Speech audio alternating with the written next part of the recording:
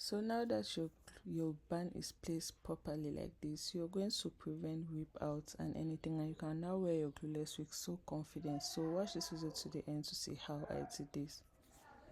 Hello besties, welcome to another episode of Hair. So guys, if you're only subscribed to my YouTube, you don't know what you're missing out on. I post amazing behind the scenes on Instagram, TikTok, Facebook and Pinterest, so make sure you check it out. But while you're here, make sure you like, make sure you subscribe and turn on notification because you don't want to miss out any tutorials I post.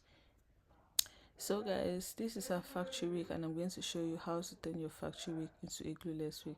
So first, unfortunately, I didn't really completely show the start of this process, like the shaping of your frontal, like, right? Okay, yeah, there's a video on how to turn your factory wig to glueless, so check it out. So this one is just about the band placement, and these are the things I'm going to be using. I'm going to list them out on the screen for you to see. So first, I'm going to measure my band, and I always use 8 inch.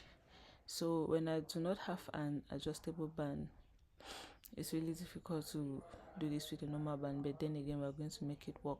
So you're going to turn your wig inside out, right, and you're going to place it on your mannequin head and just pin it down so you hold it in place. Just make sure it's flat as possible so that you do not have any problems. So I'm going to measure 1 inch from the hair, and if you notice the way I'm placing my tape, like I'm placing my tape in such a way that it's going to sit on the nape of my wig cap. So when you measure 1 inch, you mark that, right? So yeah, so after marking that, the next thing is to take a lace. So you can use any lace you cut off from your frontal, and you're going to place on that place you marked, right? So yeah, so when you do that, you're going to use a T-pin or a cushion pin, and you're going to pin it down just to hold it in place. Okay, so when you're done with that, we're ready for the next step, which is going to be sewing it down. So first of all, you're going to sew down that lace that you've placed. Just sew it round and hold it in place before you continue to the next step. So this actually acts as a cushion to the lace, so our band is going to be placed on this, so it's going to be a little more difficult for your band to rip out your closure or your frontal when you follow this method. So make sure you try it out, and make sure you leave a like, make sure you subscribe guys, because I know that this tip is definitely a lifesaver. So just leave me a like, I appreciate. So yeah, when you're done with that, you're going to take your band and you're going to place it at the center where you marked that line, right? You're going to place it there, and you're going to pin it down as well with C-pins, and then you're going to go ahead and sew it down. So you're going to go ahead and sew it down. So yep, so that's exactly what we're going to do. So I'm going to speed this up so it doesn't waste a lot of your time. And after doing that, you're going to make a knot and you're going to cut it out. So now we're going to do the pressure test. So this is how you're going to pull your wig, and please pay attention to how I'm putting my wig. I'm making sure my band sits at the nape of my wig cap, not at the center. Your band is not going to go over the middle of your head. No, your band is going to go at the nape. So when placing it, make sure you're following the nape placement, like take it down the nape before you place it on the other side. So yeah, so on the other side of our hair, we're going to repeat the same process, right? And then we're going to take our band and we're going to pin it down, hold it in place before we begin the sewing down process. So yeah, so after doing that, we're going to go ahead and sew it down. And guys, just like that, you have solved the lace whipping issue when it comes to glueless wig. So we know glueless wig is very rampant in the hair industry, and this is the best way to do it without having any regrets, or at least minimizing the regrets. Because at the end of the day, if you want a glueless wig that you can wear without glue, then your band has to be on the lace to hold it flat, right? So yeah, so this is the best way to do this and minimize wigs.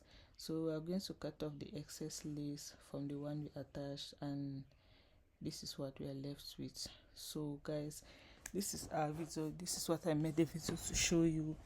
because I noticed that most of the wigs that they bring to me to revamp, the lace is torn out easy as a result of band placement. So I just wanted to show a quick tip on what to do to prevent that. And do you see how my band is sitting? Yes, on the nip. So yeah, so since we are here, I just wanted to show you how I eventually styled the wig. So this was a bob wig. My client just needed something simple, so she didn't want something that was going to be difficult to maintain, since this is just going to be a glueless wig that she's just going to wear, go, come back, and yeah, she just needed something that's going to be easy to maintain. So I did just that. So I did a C-part, I molded the frontal, and then I put my melting spray and I tied it down so that I can melt the lace, and then I began the styling process for the closure part.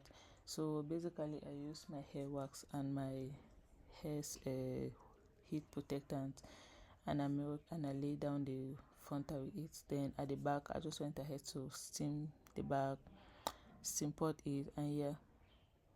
So I also wanted to talk about split ends. Like you can notice in this video that there are a lot of split ends, and even though I'm using a steam pot, it's not still succeeding to slick it down. So it could be as a result of the quality of the hair, because this is a brand new wig. So there's really no reason why a brand new wig is going to have so many split ends if it's not from the manufacturer's end. So yeah, but I'm going to show you how to deal with this in a second. So first we are going to mold our frontal, and if you're working with someone or if you have someone around, when doing this, you first of all you apply a holding spray. I'm sure you saw me do that. You apply a holding spray on the frontal, and then you press it down. You can use a comb, you can use a brush to comb it down. So while doing that, you could have someone hold a dryer for you at a distance on cold, so that this is going to speed up the process and make this slick as possible. So I always prefer to use ebony because I feel like it's softer on the lace. It's going to give that sleek look and it's going to hold for a while, but it's not going to make it crunchy. Like it gives that sleek, gentle, soft slickness. So yeah, so after doing that, we're just going to go ahead with the final touches. Maybe we might have roughened it up a little bit while styling the closure.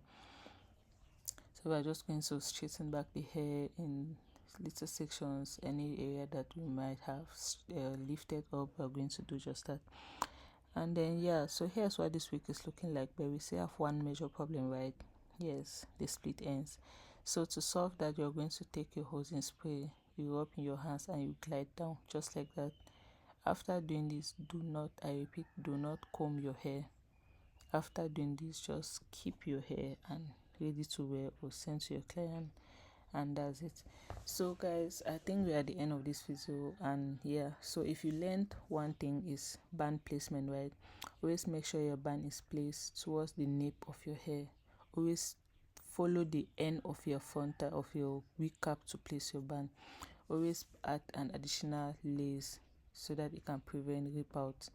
And when straightening your hair, when you're done, use holding spray to slick down the split ends. And if you found this video helpful, like, subscribe, and turn on notification.